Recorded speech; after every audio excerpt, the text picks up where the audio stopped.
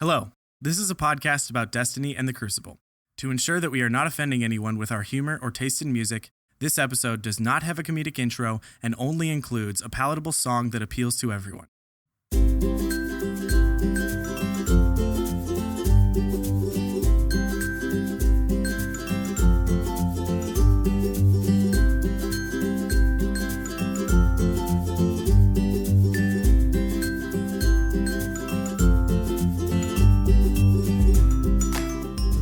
Hello, fellow Destiny player and podcast host, Swain Stash. Hello. I'm doing okay today. Bones, how are you, fellow podcaster? I am doing just swell. We've got wonderful news this week. How about you, Birds, my also fellow podcaster, Destiny, play you with the mic? Well, my current mood state is irrelevant to the Destiny world as a whole. What is important is facts and detailed observations. That's actually the saddest thing about our show is that we always open by asking each other how we are, and it doesn't matter. Yeah, no, I care. I care. As a robot, I don't care. Yeah, it's one way. Swain has the robot excuse. We have the pathological excuse. Right.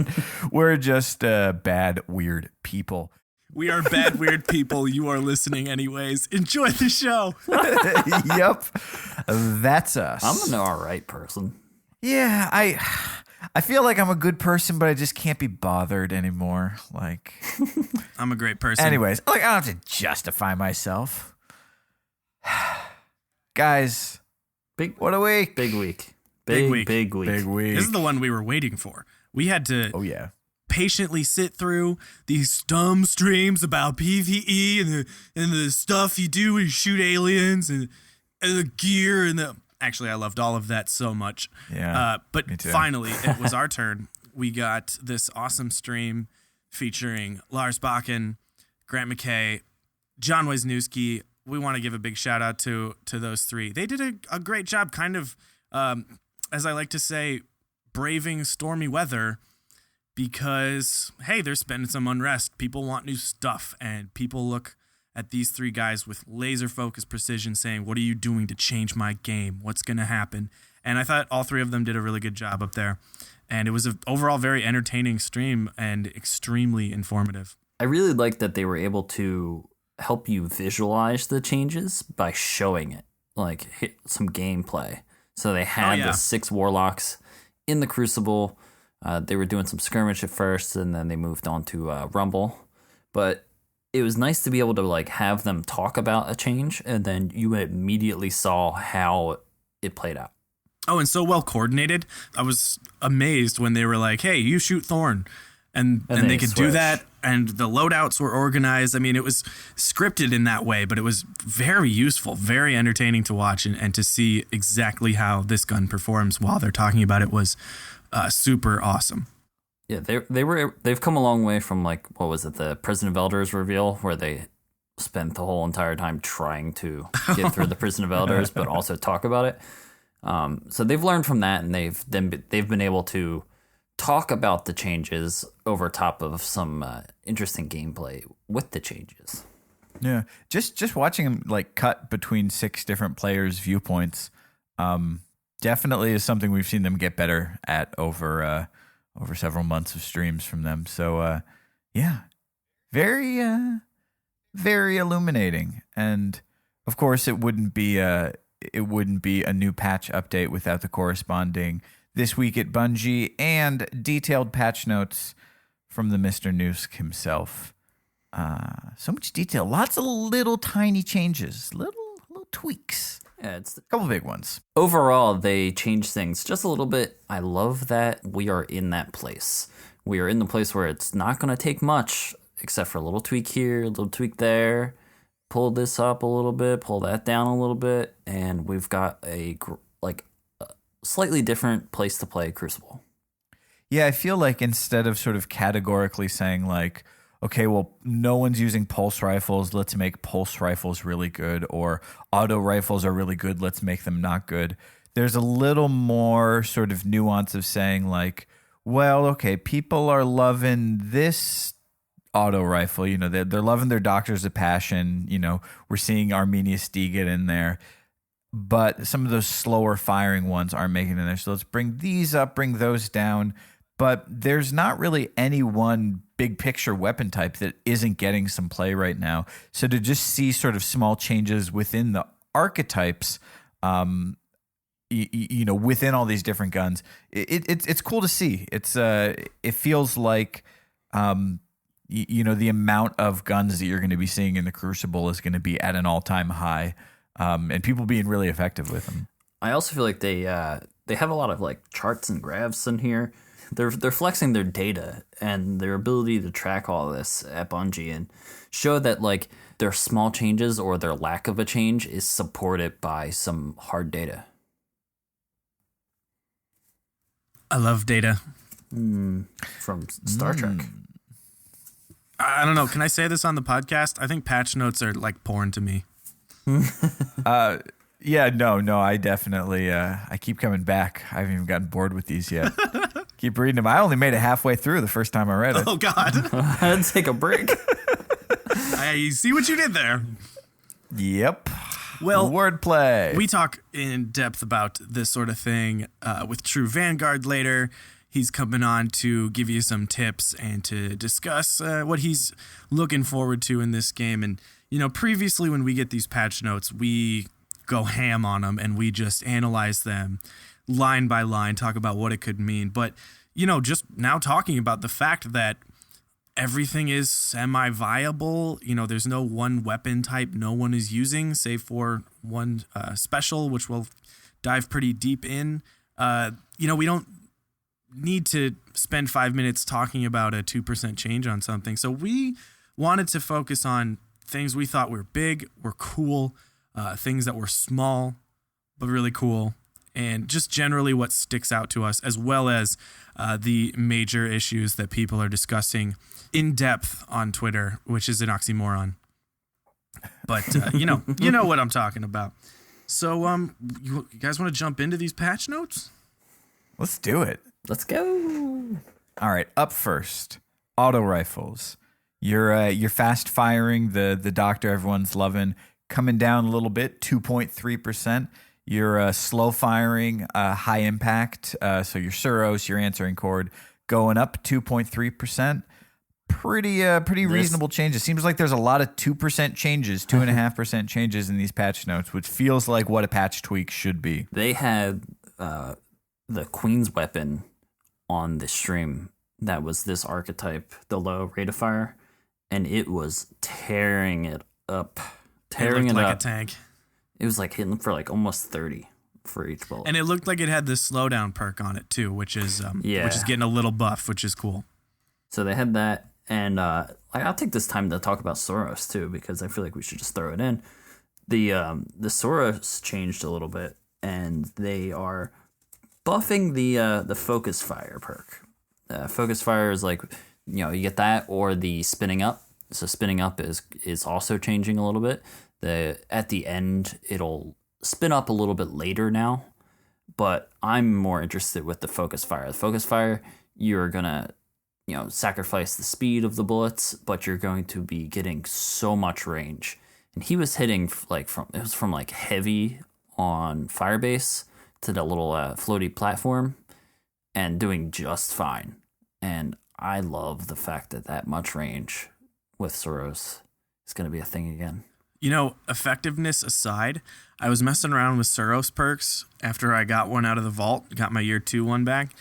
It is one of the better guns in terms of a balance of perks. So within the guns, the perks that you can select actually give you a few options. It's so interesting that you can really push it towards high stability based on your barrel mods and what perk you're using, or high range based on your barrel mods and rangefinder and stuff like that, or the hammer forged. But it's really cool. So using those exotic perks and then switching around your mid columns and stuff like that, it seems like that gun could be used in 2 completely different ways, which I find very cool about it. Yeah, the Soros is one of those year 1 guns that's like perfectly crafted, I feel. Well, it's going to get a little more perfect in this update. Yeah. But it's not the only thing. We're going to see probably a much awaited change to pulse rifles, in particular your really slow firing pulse rifles. So your Lyudmila or your spare change. Weird day. I had 2 spare changes drop for me like in an hour just last week. I had not seen one of those in a while. They're getting a bit of a boost. Now, it's just a 3% boost, so it's not enough to get you into that. They say it's not going to change burst to kill against high armor players, so you're not reliably going to get those 2 burst kills you had in the sort of height of the pulse rifle meta. But they say it'll provide more damage per burst, so when you're team shooting, when you're cleaning up, when those little fractional amounts of damage really make a difference, you'll see them paying off a little bit better there. I can picture Holtzman rolling his fingers like Mr. Burns. Yes. Excellent. I mean, there was a period where the messenger was just dominating at the end of year 1 because if you could reliably get both of those headshot bursts, it was so stable. It really made the other pulses a tough choice, or a lot of guns a tough choice. And so I understand why they want to keep that. We'll see if this 3% is really enough to get it back in the rotation. So next up is hand cannons, and the only change made to these was the inventory size, which a lot of people were like, oh, fine. Apparently some people are going on kill streaks and running out of ammo. Let me know how you're doing that. But this is definitely one I was sort of hoping for a little bit more on. But Newski did actually tweet a bit about hand cannons when he was sort of expanding on things after he released the notes. And he did talk about how range is so importantly attached to the guns now, and you cannot force a gun out of its range. You can, hit fire up close. You can make it work, but beyond that, you really need to be close enough. Also, the issue of the accuracy really reducing when it's still settling in. So that bloom opens up. Your reticle opens, and then when you settle again, it closes. And it's so specific with hand cannons about that timing and the pacing of your shots. So I might end up with phantom bullets, but I also think I could maybe work on my pacing a little bit more. We will see if those make any sort of rise in use. I do want to take this second to talk about something that was brought up on the playbook. I think it's the Last Rites mission. Mm-hmm. You can actually see the bloom and your range for your reticle. If you go into that mission, it's the one where you turn invisible and you go down into Crota's End. And you make your way up. As soon as you turn invisible, right around where I guess it would be like the Death Singer, and you can actually see as you switch guns, the effective range that your perks provide. So you aim down sights, you can, as you move back and forth, you can see the reticle get smaller. It could bloom out a little bit further. As you're firing, you can see the changes as it fires. So it's a really great place to go in and see stuff like this. See how much you need to settle your reticle after a fire, after your fire, and you'll see oh, my bloom is starting to get bigger as I continue to fire this. So I think that was a neat observation this week. Yeah, that's very cool. I've not gotten a chance to play with that, but I'd love to check it out. Definitely helps to visualize things like that. But if we're going to talk about hand cannons, we should talk about hand cannons. Mm-hmm. We saw the big 3. What are you talking about? What hand cannons? Oh, the ones that people use from time to time. The holy trio of Hawkmoon, Last Word, and Thorn all saw significant changes. I want to just come out and say with the Thorn changes, they really did what they could to cut it down. That damage over time. They're not getting rid of it, but it's the absolute bare minimum. It lasts only 4 ticks down from 6. And if you're getting shot by it, the visual effect of getting shot by it has been toned down a fair amount. All I have to say is, fuck off, man. I'm still use Thorn anyways. Guess what? Now you don't have a reason to complain about it. Yeah, you take away the dot altogether. I don't care. I'm still going to kill you with Thorn. I don't give a fuck. No, really. I think it's reasonable. I love this gun anyways, and I feel like taking away the sort of, forgive me, but the cliche and tired excuses for why you don't like playing against it. They have done everything they can to cut this down to the bone without just fundamentally gutting the gun. And it lets, it just fits my playstyle. I love getting that information of the tick, even if I'm not going to be getting any cleanup kills with it. And hopefully for the people who do feel unsettled by the visual effect of burning out on it, that they're feeling like it's not going to be such an aggravating thing to play against, because I'm not putting it away. I'm still using it, so deal with it. And there's something that they said not something they said in stream, but something we saw in stream is it was ticking for 2s, not 1s, like in the notes here.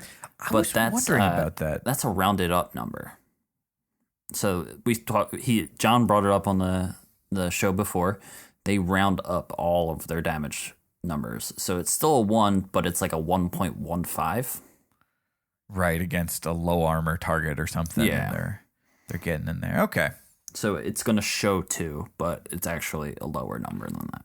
Yo, if you're really going to complain to me because you're getting hit for 8 damage over getting hit for 1.5 damage. Yo, give it a rest.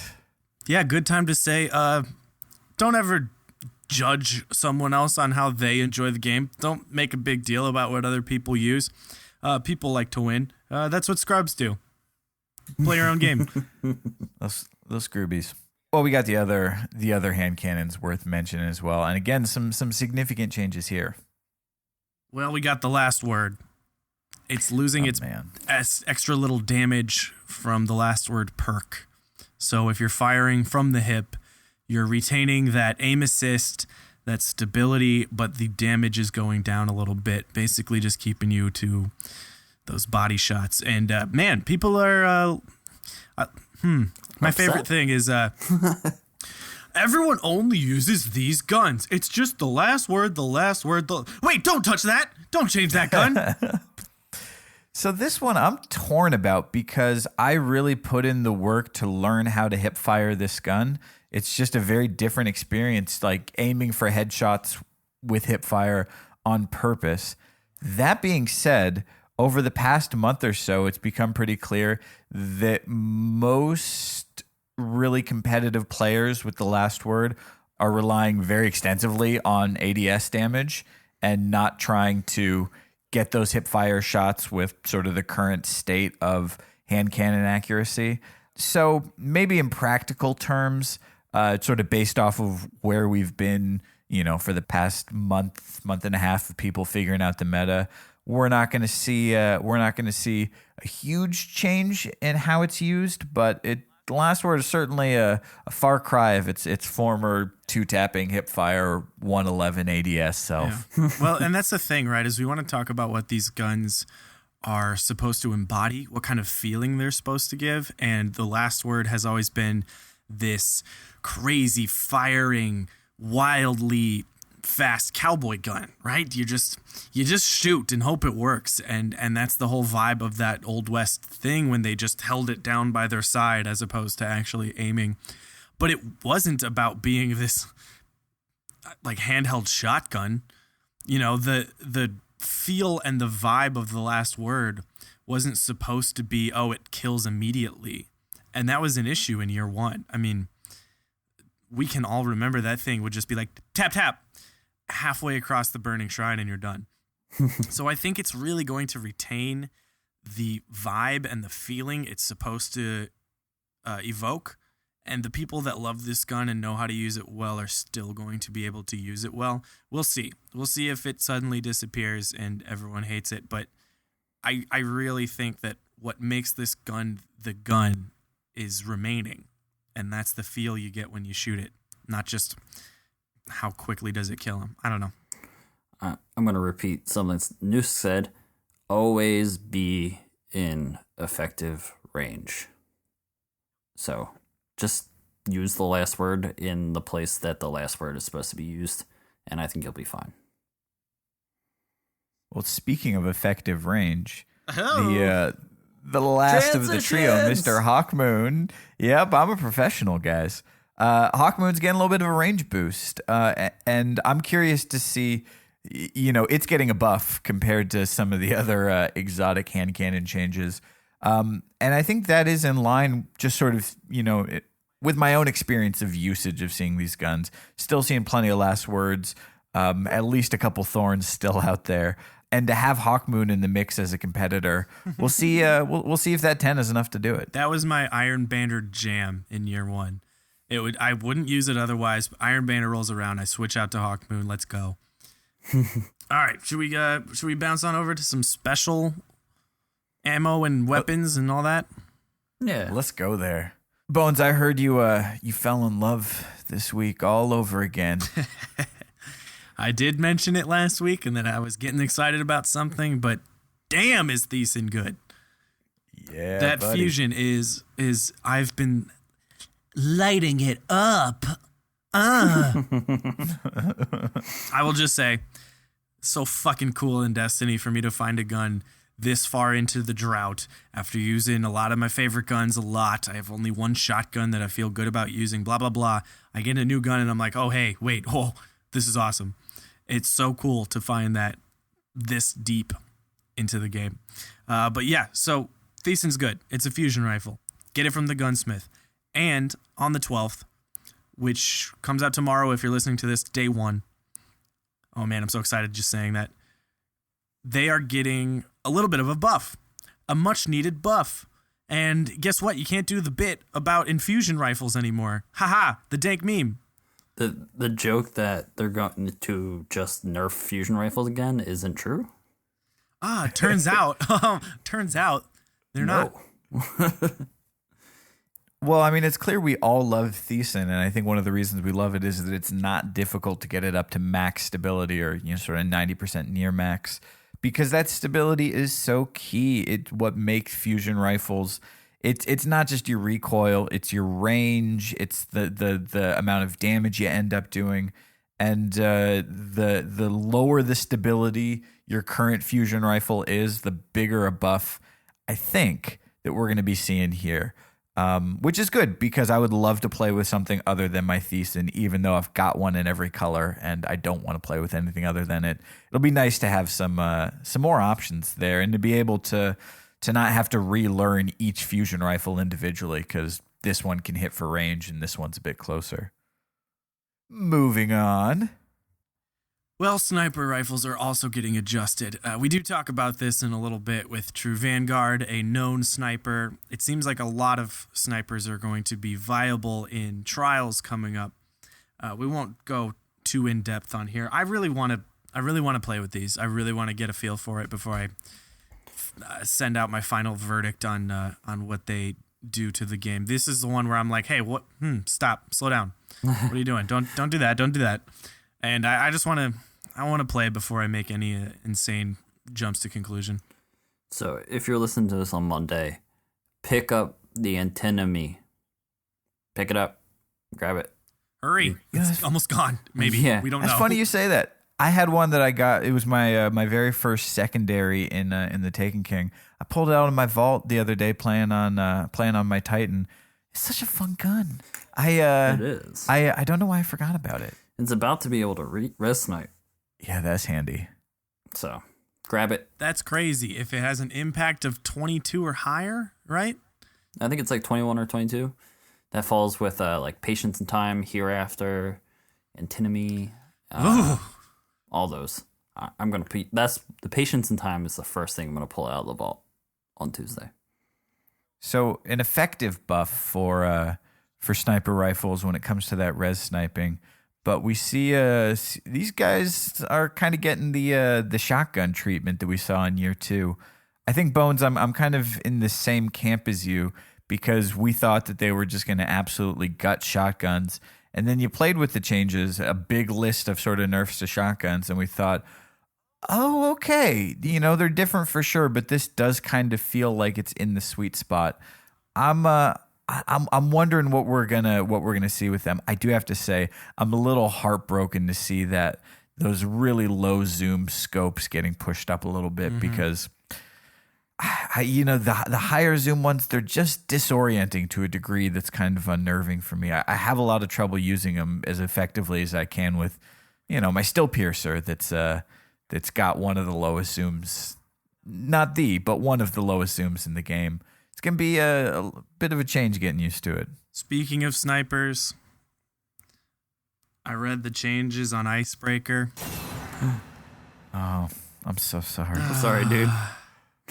So sorry. Did you let John know how you felt? I have. Oh, he'll know. He'll know. You just wait, John. Don't open your mail anytime soon. I'm not one to say RIP weapons, but I'm just accepting that things are changing. There's a theme of changes that they're slowing them down and they're zooming them in. And especially when it comes to slowing him down a little bit, one of the fastest. I think the word snappy applies here. To see one of the snappiest sniper rifles in the game really getting worked over. Just we'll see what the end result is, but we might have to pour one out for old Icebreaker. Icebreaker, oh Icebreaker, may you find many treasures, both emotional and monetary. Icebreaker, oh Icebreaker. Okay, I'm done. I see you've put some time into this. Wow. I was hoping that this last weekend before the update, Zer would sell a special weapon, Legacy Engram, so that I can get one and I can play with it before it gets nerfed to hell. And alas, I cannot. New account problems. Let's talk about ammo economy. Special and heavy, it's both changing. So it did sort of seem like the basic result of removing ammo upon starting was that everyone is going to use Icebreaker and sidearms and switch to the ammo, because why not? Do what you need to do to win. That became a standard move in Trials. And they have dialed that back. They are now letting everyone start with special ammo at the top, but it does take a longer time for ammo to spawn in. And I think that right there is a much smarter move than just removing it altogether at the start. I think that is a good call. And oh boy, can I say that I am happy that heavy will be put into check, and we are not going to see people, myself included, together. Take a Quillam's Terminus, pick up a box of heavy, shoot people with that gun until the next heavy crate spawns, protect it with my heavy machine gun, and then pick up the next box and continue on.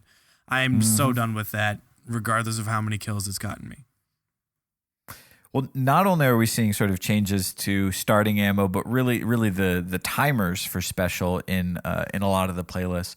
We're also seeing ammo get reduced for more than a couple of these gun types. In particular, snipers are getting hit pretty considerably. I do not know how I feel about this change.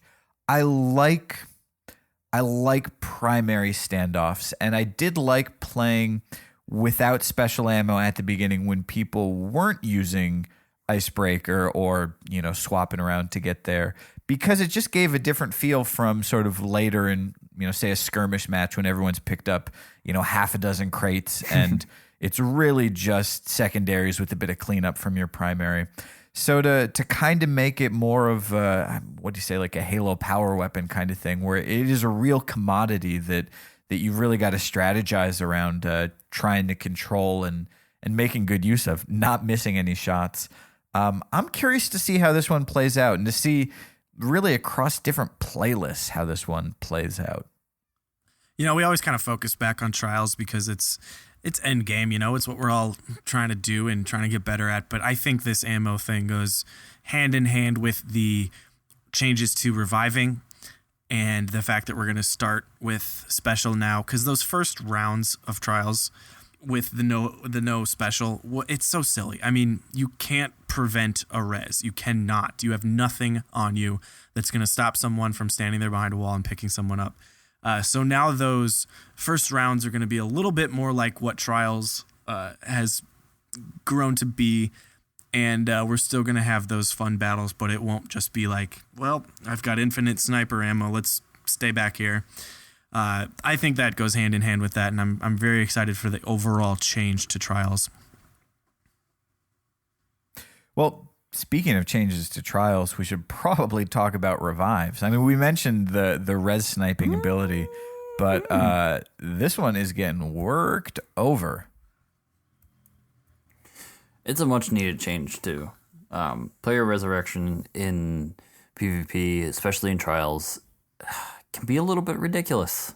It turns the tides.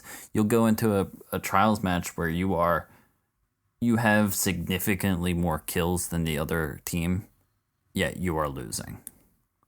And it's just because they are getting more revives quicker because of fast res abilities and the ability to run through an orb and pick someone up.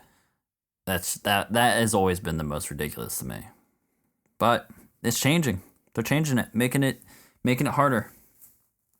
I mean, we've said many times on the show that Trials is about revives in a big way. I mean, almost I don't want to say more than anything else, but that is one of the most important bits of the metagame in Trials. I don't think that's going to change. I think the ability to be at an advantage, revive your teammate, and change the tide of a match is still going to be as important as ever.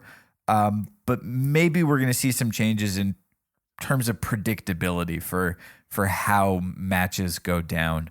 I mean, I've seen some crazy, flip-flops just in the course of a single round of Trials because one person gets that overshield and it's just kind of all over from there. Any advantage you have just evaporates in moments, even when you're shooting at them. Well, I think we're also going to see a lot of with the change in sniper rifles, people doing the medium rate of fire sniper rifles. You're going to be able to pick someone off as they're going for the res. It'll no longer be like, all right, I know that dude is going for the res. I can see him and I can get the headshot. But like it's going to take him longer, so he won't even be able to pick that person up. So you'll get the kill on him and round over instead of, oh, he made it to the orb, so I'm going to have to deal with it. Do I pick the guy being rezzed or do I pick the guy going for the res? That's a really good point. That's such like a montage staple to pick the self-res and then pick the person who res them. That might be something that we can realistically see happening a bit more often, a little less special. You're done, kiddo. Sit down. You have to say that. That's the new sound that you hear when you get headshot as you're being revived. The other thing is like with the change of sniper rifles, you may want to take these lower impact sniper rifles, but then you got to remember that you're not going to be able to snipe someone out of a super. But I wanna. Nah, you're gonna need the high impact. So maybe we'll still see those high impact sniper rifles reigning supreme. But oh, dude, I'm still going for that LDR, man. Longbow, baby. But you'll have at least have more back. options until you get that god roll. See, I really like that choice. There's times where I wish I had a better double tap option. Something slightly faster firing.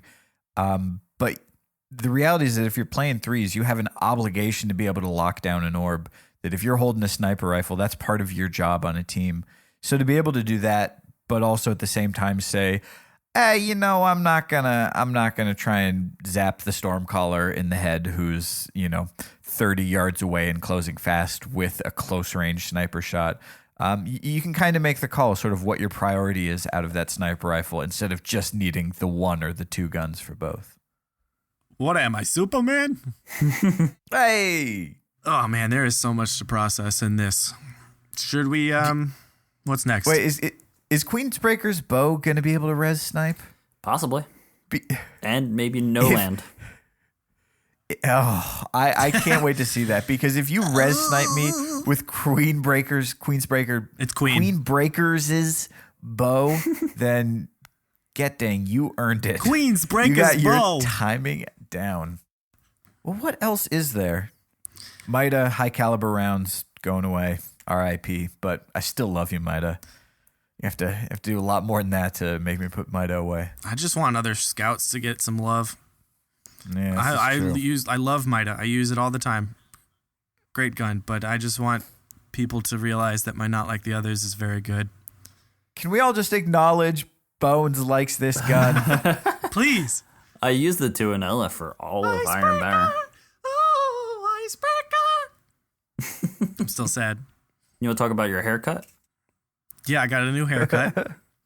Congratulations. The man bun is gone. R.I.P. I feel faster. The man bun got nerfed. It was OP. More agile. It was a necessary change, and I hope maybe, moving forward, it was a pretty big one, and we can make small tweaks as we do future balance patches on my hair. Yo, when I started getting my hair cut more than once every 3 months when I desperately needed to do it, I really felt like I'd entered adulthood. Like, yeah, I get my hair cut every 5 weeks. No big deal. I'm just a grown up now, whatever. I've been getting my hair cut every 5 weeks since I was 14. Yeah, well, good for you. I honestly get my hair cut infrequently because I have infrequently because I have a fiance who cuts my hair. So because I'm not paying, my haircut gets pushed back. Yeah, priority. It's almost like we're out of things to talk about, except there still are firebolts to discuss. Am I right, guys? Oh, I see what you did there. So there's this thing in the game that people are able to use effectively, and I kind of wish that someone would put a stop to that. Am I right? Seriously. Well, do you guys want to talk about it? All right, I'm diving in. Not really, but yeah, you do it. Man, I want people to like me, but I can also already see the comments that are like, what a Bungie apologist.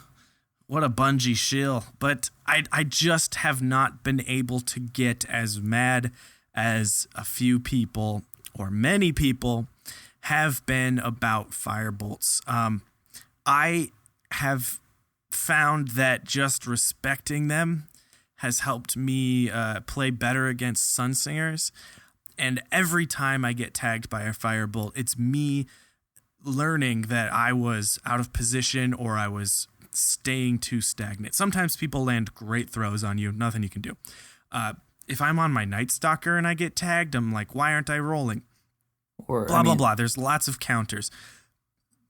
I was going to say that happens with every grenade too. Like, True. If you're in the wrong place for against the wall and someone throws a lightning grenade above you, that's your fault too.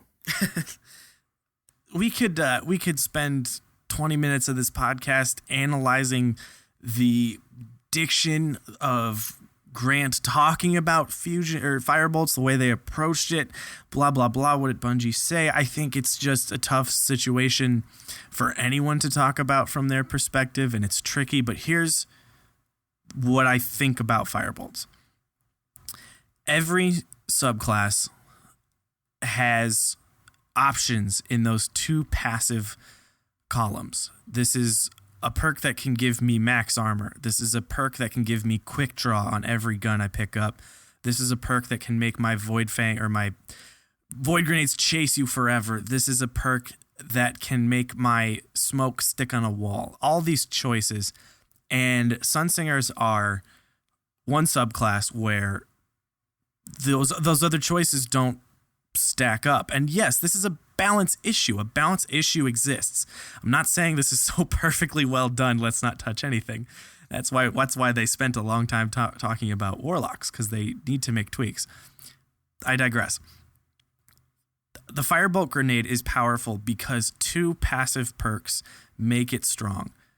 You've got one perk to say burn even applies, and the second perk to make it stronger and last longer. So, of course, a single grenade is strong because it requires two perks there. Every other subclass can mix it up and get changes, and those are applying constantly during the game. We just don't feel it burning us, and I understand that DOT is something that people do not like, and that's another issue of how it feels to be burning. But That's a big sacrifice that players have to make, and people have to make sacrifice by throwing a melee and a grenade to use a wombo combo. Of course it's strong. They just use 2 moves on you. So that's why I see Firebolts as okay. So, blah, blah, blah. Bungie sucks. You can hate me for that. I don't care. Blame it all on Bones. But let's talk about here, right now, on the show, Crucible Radio, the podcast for all things Destiny PvP, tips, tricks, and shaders that glow. What can we do to work on countering Firebolts, to avoid being stuck out of the game for extended periods of time while we run around with our pants on fire? What can we do using our myriad of other subclasses to counter Firebolts and to stop burning? Well, one thing worth saying that is pretty apparent if you listen to, or I'd say watch, but really just listen to top tier players play scrimmages, is that they keep track of Firebolts. And okay, when you're playing 6s, or maybe you're playing against 3 different Sunsingers on a 3v3 team, that's tough to do. But if you're going up against 1 or 2 Sunsingers in trials, you can very easily keep track of their Firebolt grenades. And all you have to do is call it out. You can say, hey, they just wasted their Firebolt, didn't tag up. Or I'm burnt, they Firebolt out. Anything you can do to tip your teammates off that this ability that takes a second to recharge has been used up is a bit of information that tells you, okay, now we can start playing with those positions that a Firebolt would otherwise challenge. Just keeping track of them. It's a lot to ask, but good players do it. So that's a start. We heard that from Luminosity when he was on the show. I mean, in those scenarios, those 3v3 skirmish, and you watch Pashi, watch his stream during tournaments too. He does the same call out. Firebolt's out.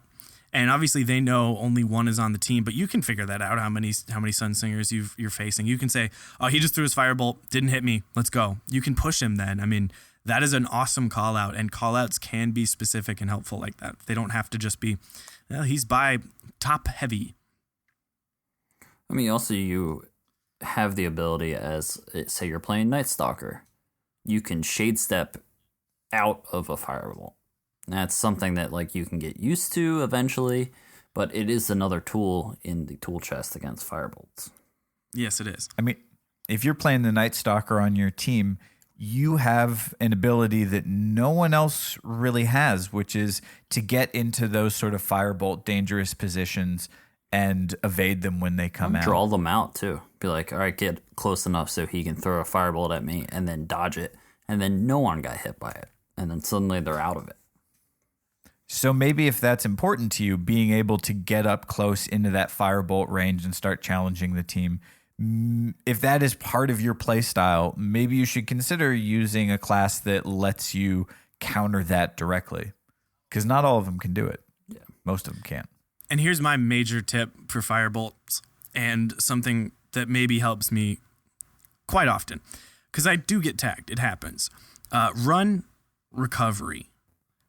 Don't max it out, but definitely don't make a minimum recovery build if you're going to go up against Sunsingers. And I know that both Titans and Hunters, they can use those perks to get max armor, max agility, and it looks like this very uneven graph. But if you run recovery, what that does is it limits the time it takes for your shields to start regenerating and also speeds up the time they take to regenerate. So it'll start moving that bar up faster, and that bar will move faster once it does. So yes, you're going to be tagged, and it's going to tick the same amount, and you're going to have to run away, and you're going to be out of the game.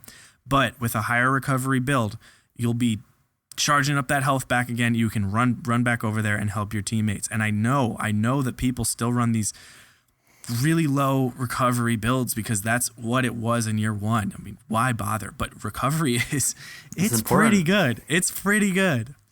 Yeah. Showing the light on that. Love it. I love running recovery now. Yeah. I think there's a lot of viable ways to handle Firebolts. They are still going to be strong because they are a damn good grenade. But again, it's a subclass it sounds like it's gonna get tweaked in other ways. It doesn't have this insta-kill super. You want to make was it Super Smash Brothers? Oh, yeah, I could do the Smash Brothers analogy. Okay, I'm going to put this in another video game terms. So, Smash 4 came out, right? The new Smash Bros. It's pretty awesome. There's this character, Little Mac, from that old Punch-Out series. And Little Mac, he's really bad in the air. Can't jump, can't punch in the air, no air game. Really terrible recovery. If you're off the map, you're kind of just done. But he's got this insanely fast ground game. And everyone's jumping into this For Glory mode online. And people are realizing that Little Mac is pissing them off. Little Mac is like the first thorn of Smash 4, right? He's just like, he's bothering everyone. And everyone's like, Little Mac is so overpowered and stuff like this, blah, blah, blah. And it became a thing, on the Smash Bros. Subreddit, just like we go on there and talk about what's happening in our game. Smash Bros. Is talking about Little Mac and saying, man, everyone uses Little Mac. What's with all this Little Mac?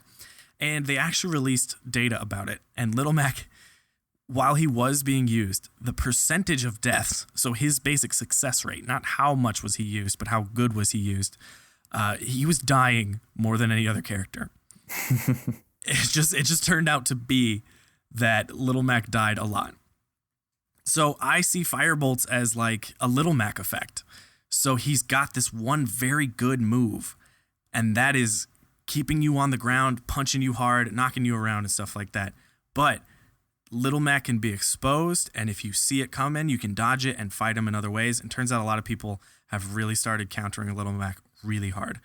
I also want to compare this to not compare it, but say take this moment to not judge the change before you've played it, because they are changing other parts of the subclass, and it's maybe that's pulling it in line with making it so that, oh yeah, Firebolts are that one weapon in this arsenal that's better than the rest, but they no longer have the flame shield that's OP. It's going to get better. So, and the game is never done being balanced. Yeah, right. Wait till you personally play it and see how it plays out. We on Crucible Radio are always going to keep a positive outlook. We are not just trying to ignore faults in the game, but we don't get better by talking about that. We don't get better by sitting here and saying, fix this. I want to live a long life, so I ain't gonna stress about this. Yeah, and hey, we're in it for the long haul, right? Here, this Destiny thing is going to be around for a bit, and the Crucible is always going to be changing. Who knows what we'll be going up against next year? And we want to talk about things that are tough, but how can we turn around and beat it? And I hope that there are some helpful tips about Firebolts here, and that we can all just sort of say, oh, wait, I'm not getting anything done by sitting here and tweeting about it. Shut up about Firebolts. People like them. People think they're fine. People counter them. I don't care. Can we get to this interview already? Yeah, let's do it. We're good. Thank you for listening, listeners. Stay tuned, because we've got a real treat coming up for you. True Vanguard. And before that, treat some tasteful, tightly edited, and age-appropriate musical entertainment, if we deem it correct for a certain type of podcast venue like this one. It's tearing me apart. I can't heal my wounds by myself. My blood is on my hands. Somebody help me to die. I don't know who I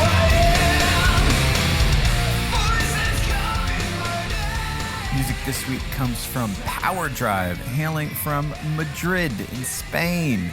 Blows my mind that people all over the world listen to this show. So, you know the drill if you're a musician, or if you are listening from a country far away from Los Angeles, let us know. Send us an email. It's crucibleradio@gmail.com.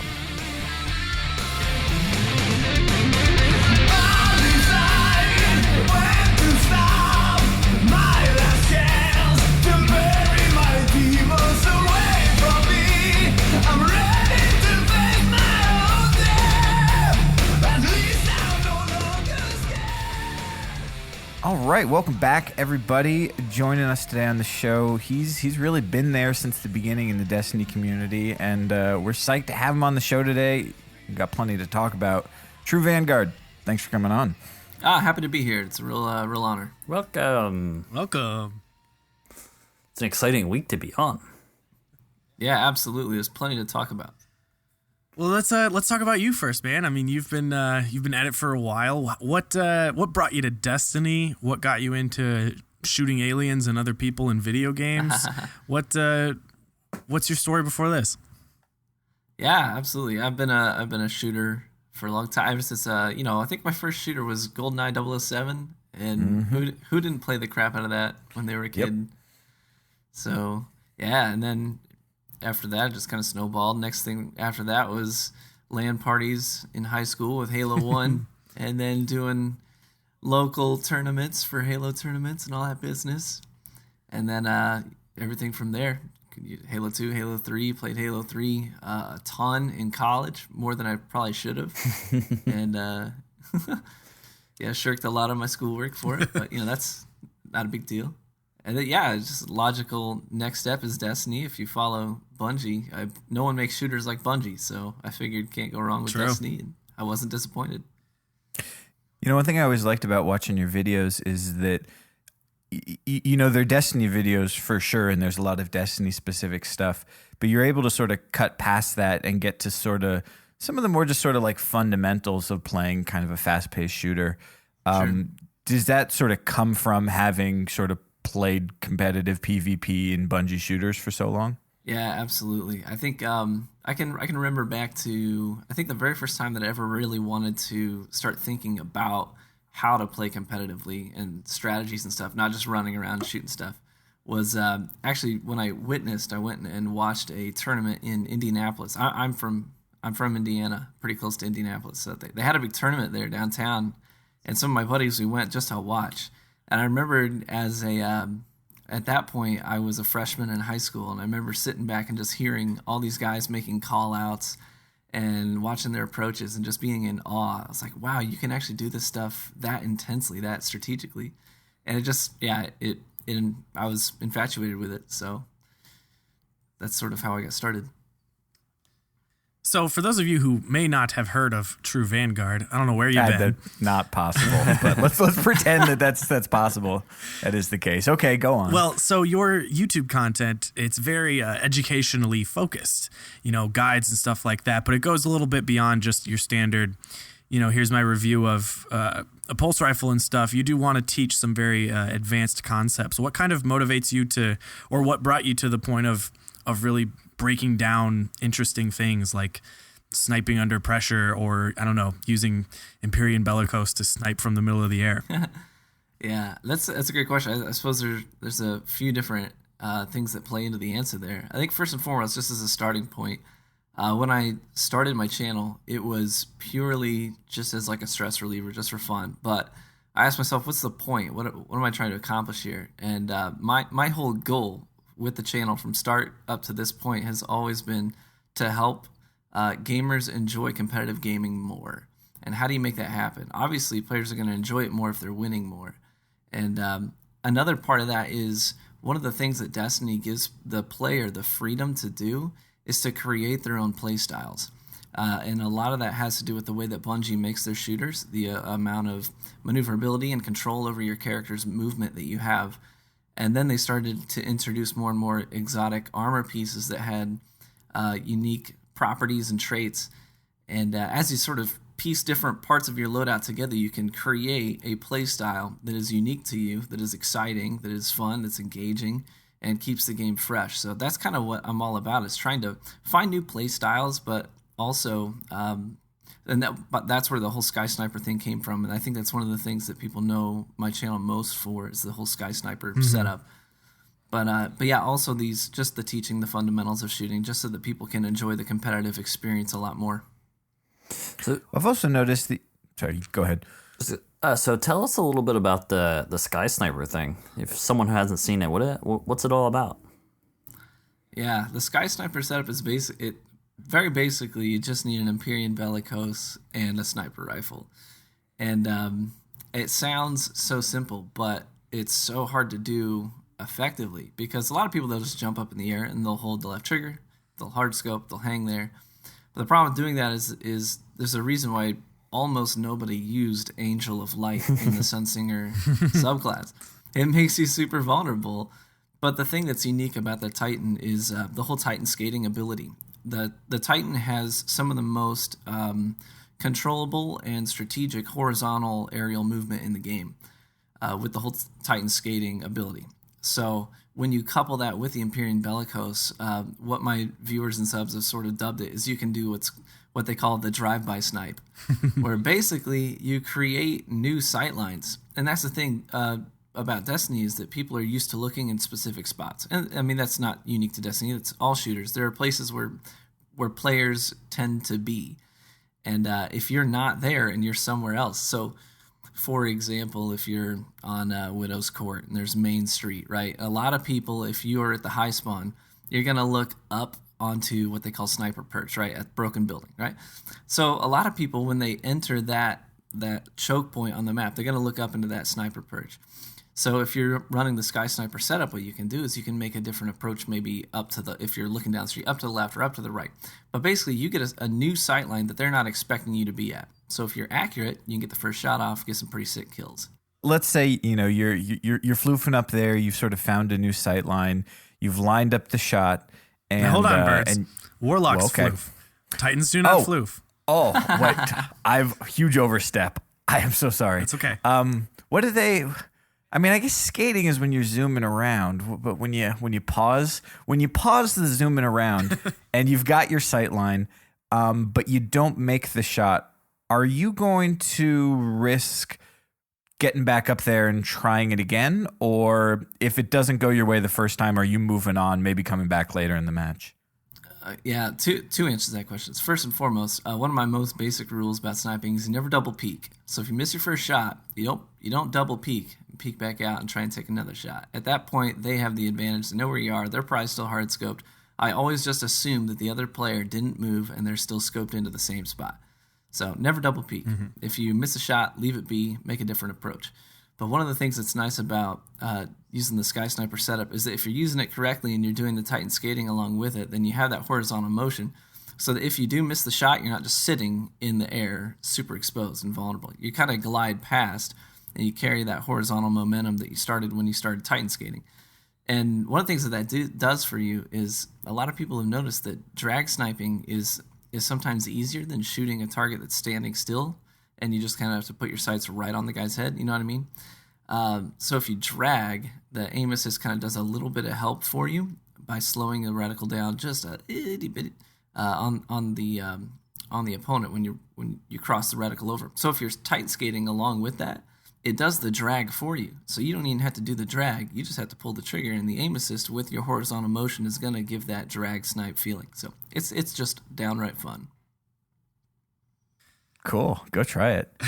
Yeah, it is fun. It's not easy, but it's fun. So one thing I've always noticed about just from watching you play is that you tend to go for loadouts that sort of go against the grain of what most people are using at the time. I mean, there's always the sort of quote unquote meta to reckon with.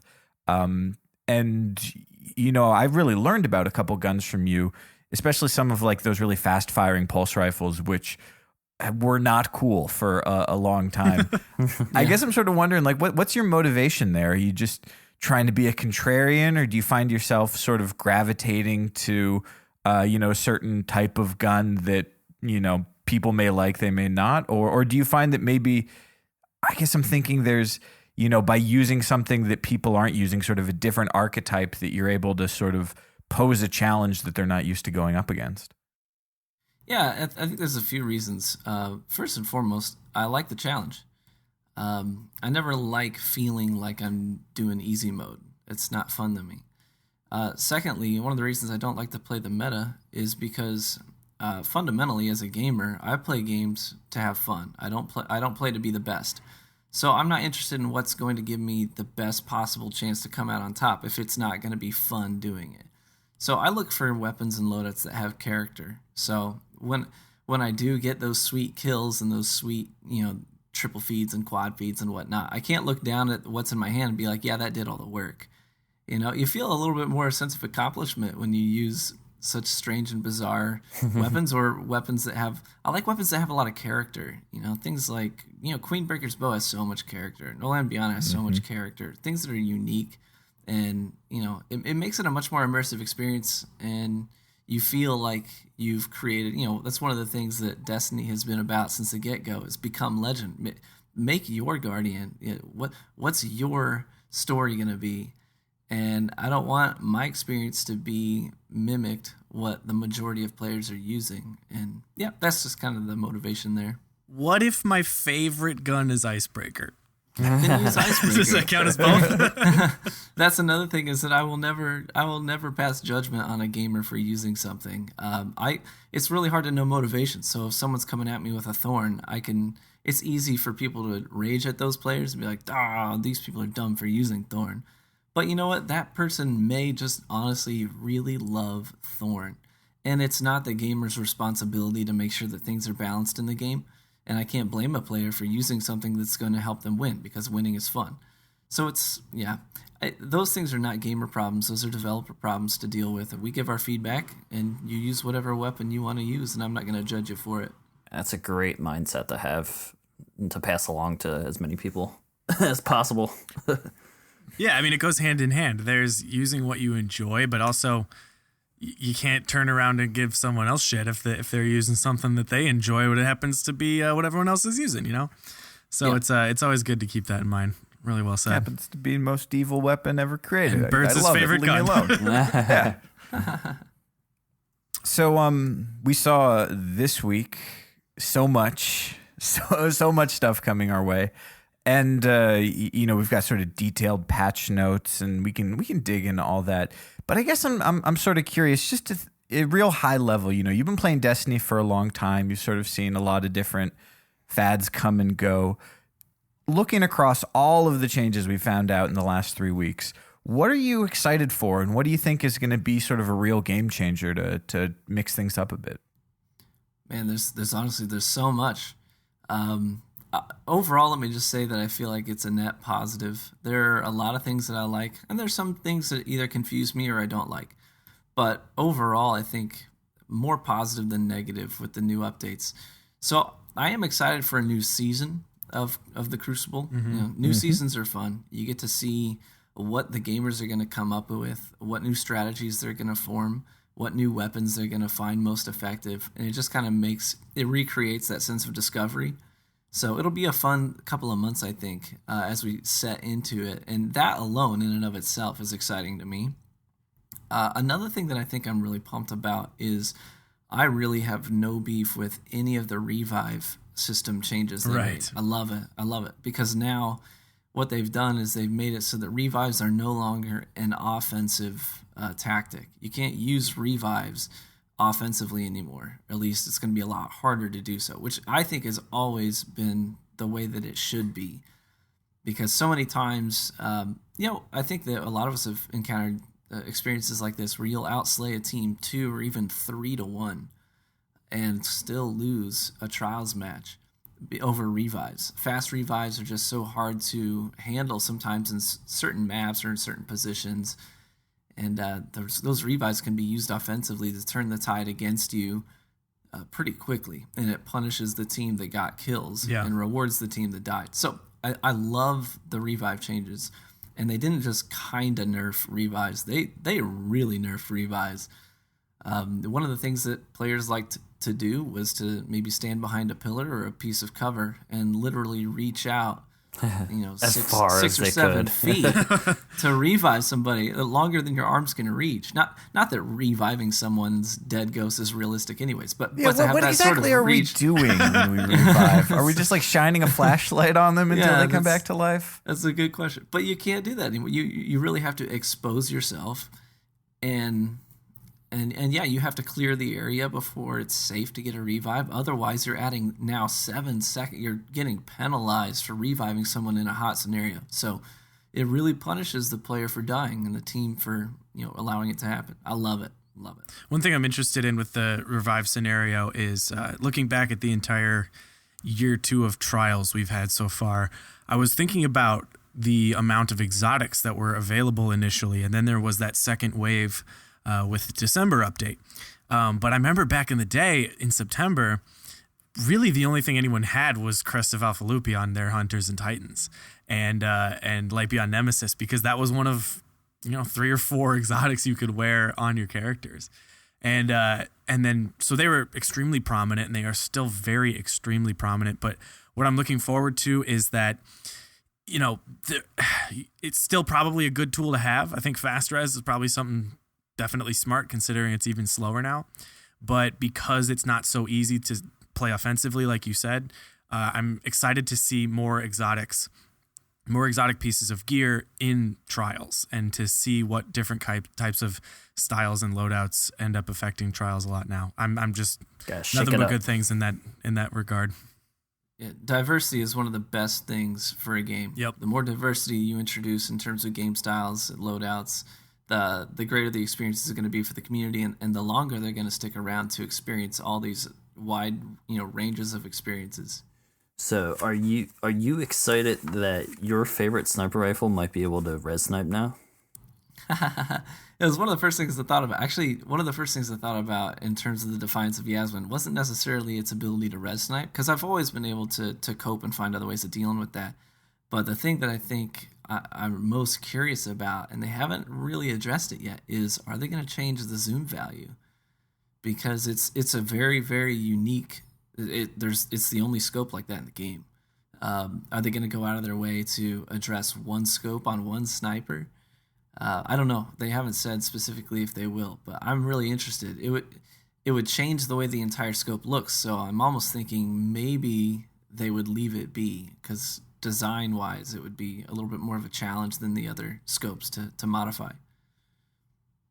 Yeah, it's an interesting thing to look at. Like, we have this other archetype that can res snipe, but there is still a value in the sheer power of a 1,000-yard stare with the body shot cleanups. I mean, or so little damage, but that could take out Radiance or any other super. So you might want to run the high impacts though.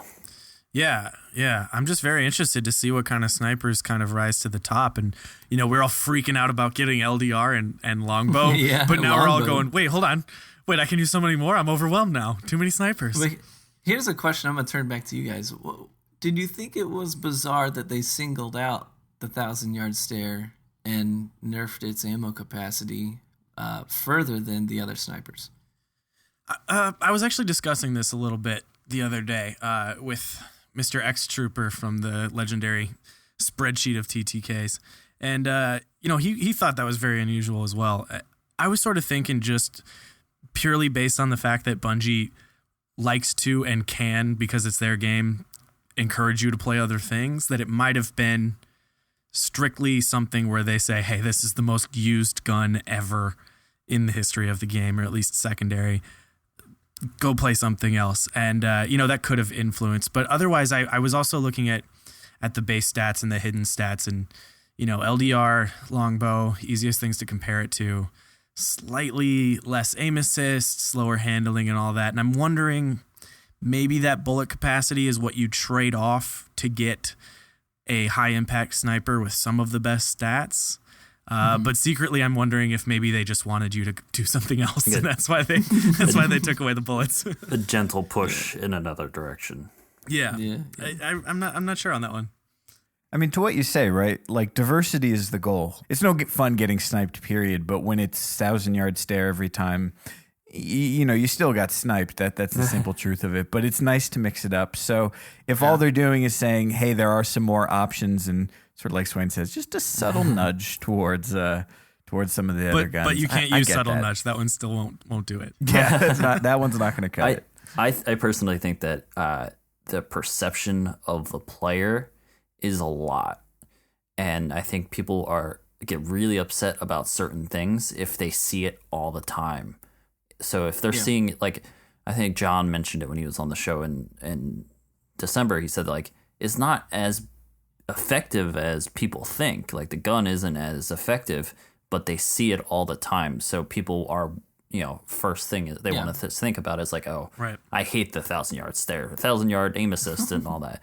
But maybe it's not as good as it appears. But it's just so prevalent that like it gets annoying. So I think that like looking at this update, you could tell that they're just like, let's just diversify the hell out of this whole entire secondary area, and hopefully people will complain less.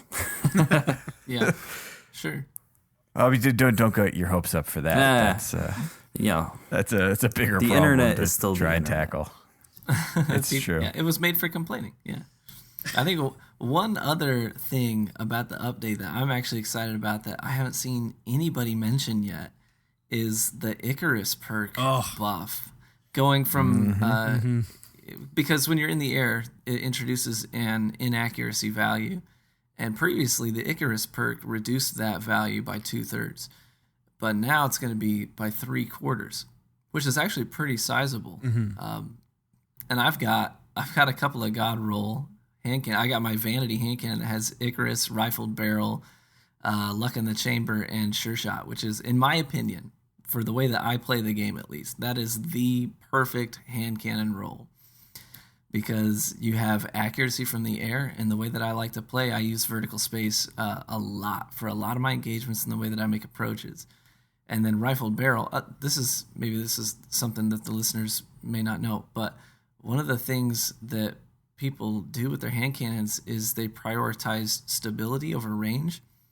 And my advice is don't do that. Always go for something that's going to give you more range on your hand cannons, because you may not know this, but accuracy is wrapped up in that range value.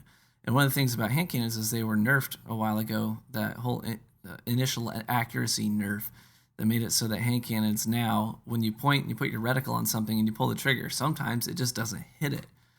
One of the ways that you can counteract that nerf is by maxing out or raising up that range factor on the hand cannon itself.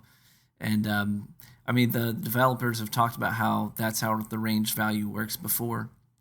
They've said it on other podcasts. They even confessed it in the changes on the stream on Wednesday, when they said that Hawkmoon is too inaccurate and people are complaining about it. So we'd like to make it competitive again. So we've added 10 value onto the range of the gun. So those two things are directly related. So don't prioritize stability, because the hand cannon's going to fire relatively slowly anyways. You should be able to reorient your sights. Prioritize range, and you're going to be hitting a lot more of your shots. So anyways, my God roll Vanity is now going to be just that much more effective. Yeah, me and Maniac Greek, our friend of the podcast, we were in was it just like a random skirmish match a while ago, and this is when we discovered the beauty of Icarus. This guy had a Icarus roll on, I think it was like a PDX. Yeah. And he was just destroying us from the air. And it was like, how is he so good with this pulse rifle? It's like way back during the pulse rifle meta. And he looked it up, and it's like, oh, this guy has Icarus on it. And from there on, I've been just looking. Every single gun I get Icarus on, I'm like, yeah, maybe it'll be good. Let me give it a try. Yeah. I have a Tuanella with it, and me too. Recently, I hit a few shots from the air that I was like, I would have never been able to do that if this was a regular Tuna. It's an interesting move because, when they did make that change to hand cannons, I remember that note being thrown into the patch notes as and hand cannons are more accurate in air. Anyways, moving on. It was sort of like, okay, sure, yeah, I guess that might come into play, but Destiny, we're jumping around so much. There's so much vertical movement, but it isn't like Halo where you can pace your shots evenly while bouncing up and down, essentially. So it is an interesting change to a game that otherwise really wants you to plant your feet and to shoot from the ground. So I'm wondering, I don't know. I'm very interested in that, and I think it could be fun, if nothing less. But that's pretty cool. So we've seen a lot of changes to exotics in particular. Probably don't need to run through them all. I'm wondering if there's any, just sort of looking what we've got. Midas, Suros, Hawkmoon, Last Word, Thorn. So all the hand cannons, of course, Icebreaker. And then with the Queen's weapons coming back, we see some tweaks there. Is there anything, any particular exotic that you're looking forward to sort of re-examining, whether you think it's gotten significantly better or you're wondering if it's still worth using after these changes? For me, I think there's two. Dreg's Promise has always been a gun that's I don't know, how would I say it? It interests me. So that's the best way to say it, I guess. But now it's like, hey, and it could be both interesting and somewhat effective. I'm going to have to give that a shot. I'm just excited for Dreg's Promise to be something more than like a little extra spice on a threat. Like, I'm going to wreck you so bad I'll only need to use a Dreg's Promise to do it. Yep, that and Suros. I think I may get crucified for saying this, but I miss the Suros regime meta in Europe. That was some of the best Crucible, in my opinion. I loved it. Yeah. I'm sitting here just crying over my Vanquisher, which I dismantled many months ago. Oh, no. I want it back. I hear you. Yeah, I'm excited for the new auto rifle changes. One of the things I do appreciate about the patch notes is that it looks like all of the changes, no, I can't say all, most of the changes are very, very minor. So it's not going to be anything that's going to upset the apple cart too dramatically, but it almost gives the appearance that we're starting to hone in on it right where we want the Crucible to be. Mm-hmm. Over all this time, we've made dramatic changes. We've seen some pretty big stat changes, but now it's just these minor tunings that sort of create that sense that we're almost there.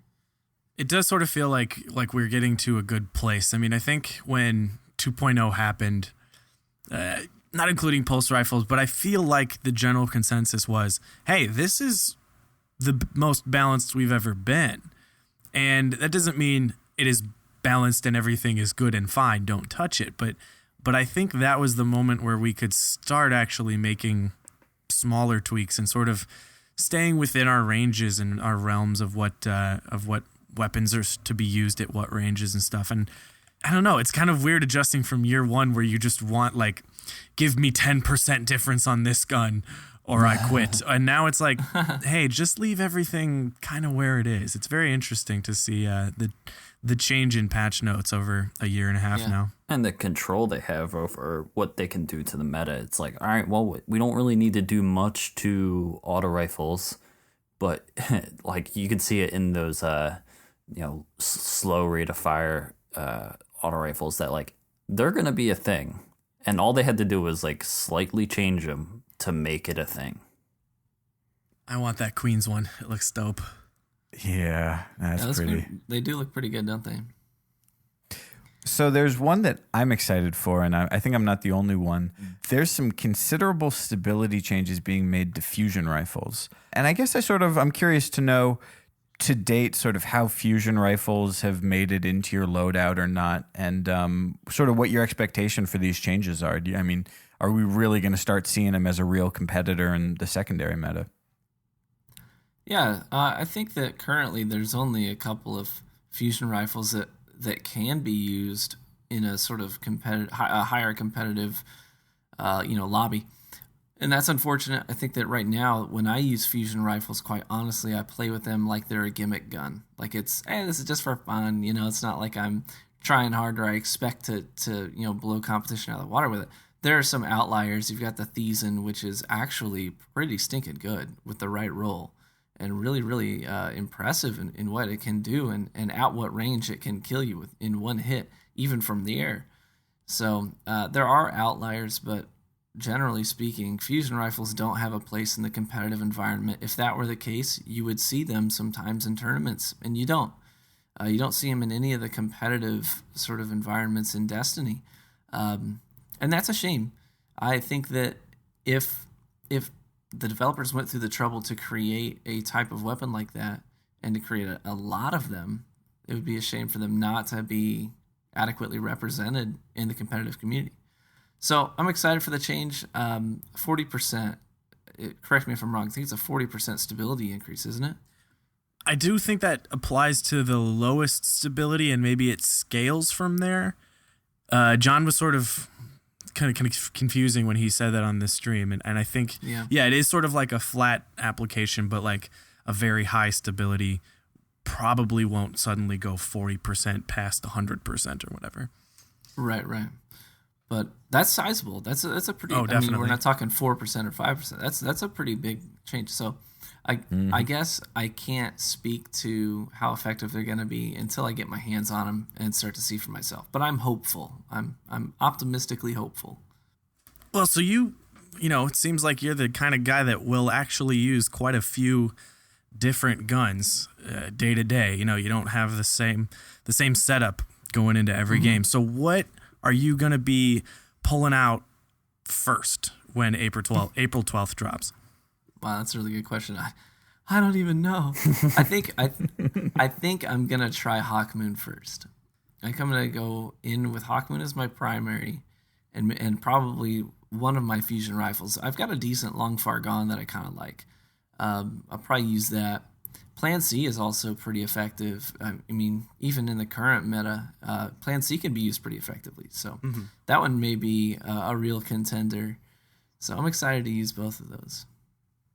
So we were talking about what snipers might be viable now. We've got that mid-impact tier that can now res snipe, which is super cool. But what change we didn't mention earlier was that the scope time, the frames needed to scope, has been adjusted.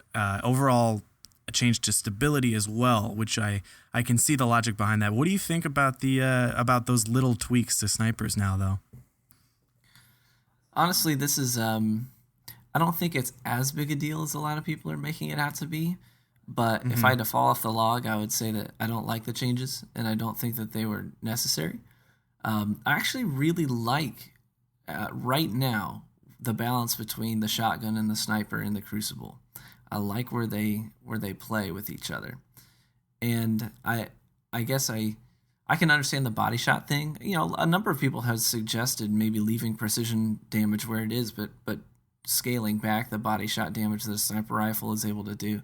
And I've understood that complaint. I know that it's not fun to get double body shot, but I think that the way that the developers described it is that they're trying to make the playstyle with sniper rifles be a patient, long-range, precision playstyle. And while I can understand and appreciate that, that would make sense if the maps in Destiny were like Battlefield style, if they were bigger and had long sightlines. But the map design, even the maps with the biggest sightlines, most of them aren't in the rotation for most Crucible playlists.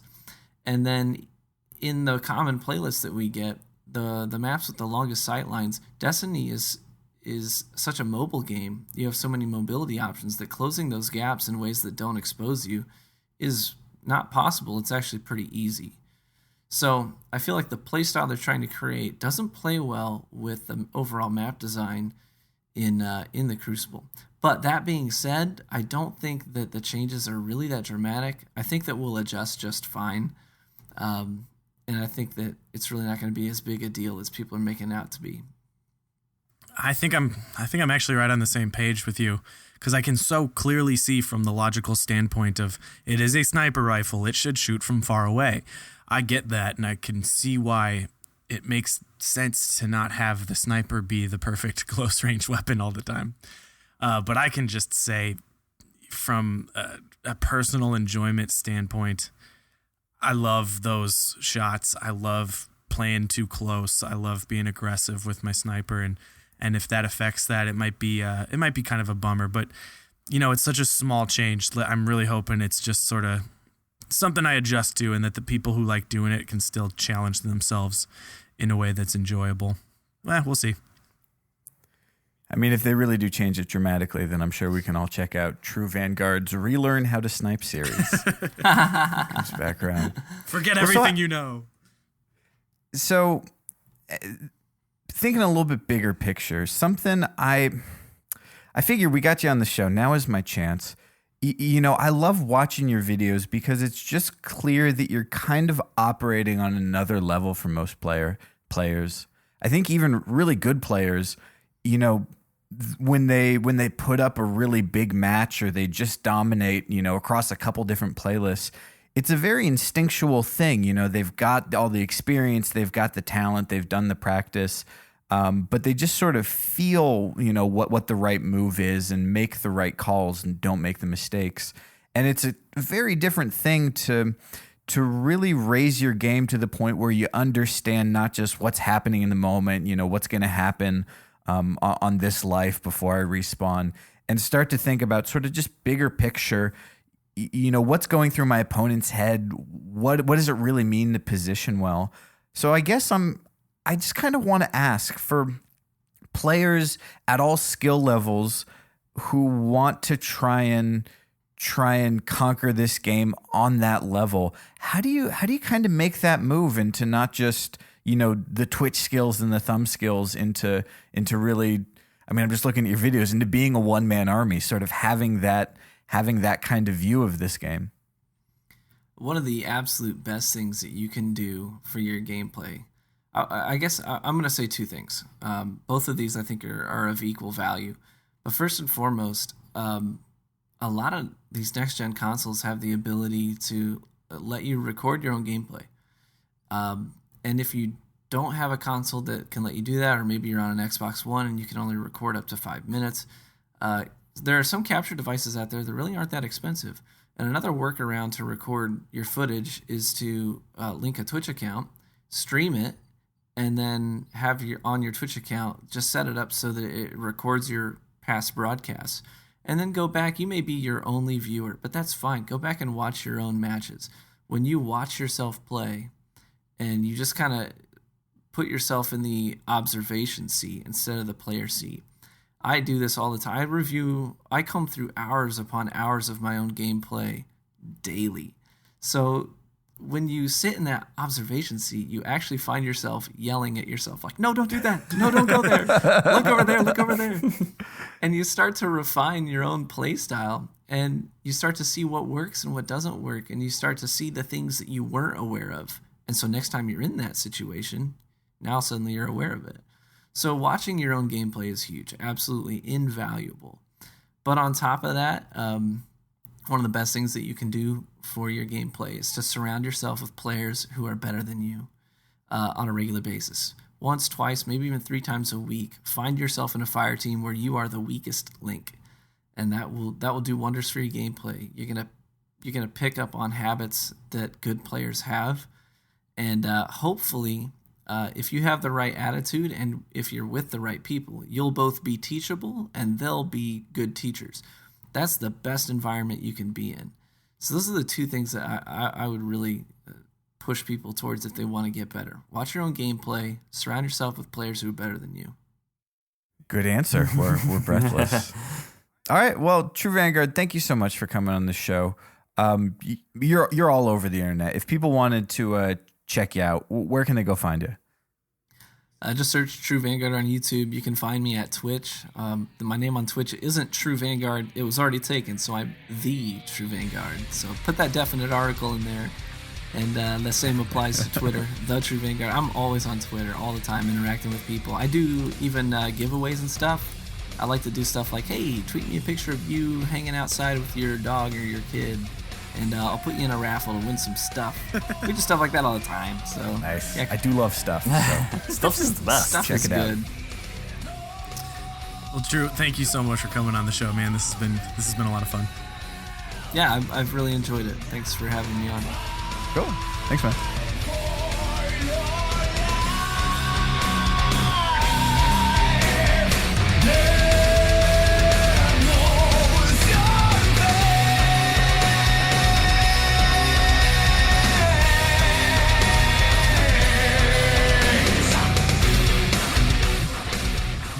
Oh shit, tomorrow this all drops. And you can check us out. Like, we're going to be playing on Twitch all day. Oh, yeah. Birds, what are you doing that day? I'm debating whether I can justify taking work off. Like I said last week, I got to get up to that max light level, and I just want to play with this new stuff. So, listeners, if you're listening to this, I'm probably playing Destiny as we speak. You could listen to it 3 times in a row. I'm going to be playing Destiny throughout all 3 of those listens. So, Bones, what about you? Oh man, I'm so just beyond happy, right? Like, there is good and bad coming, but it's all good in my head because I'm going to be playing new stuff, new content, new guns. I'm freaking stoked, man. Stoked. And guess what? I'm going to be playing it all day on the 12th. come over to my Twitch channel. I got a bunch of engrams I'm gonna open. Yeah, engram hype. Oh, what's up? It's your boy Bones here with another engram opening video. Let's see what we get. No, but for real, I'm gonna open a bunch. And it's gonna be a bunch of fun stuff. Check us out. As always, we're gonna be talking about this stuff on Twitter at Crucible Radio, Swainstash_CR, Bones_CR, Famous Birds. We're all gonna be talking about it. Check us out on Twitch. You know it. And we'll see you next week. Talk more about this update. We'll have so much to talk about, man. We might have a great new gun we want to freak out about. I can't wait. It's like Christmas Eve. See you then, guys. Bye, guys. Yeah, Christmas coming April.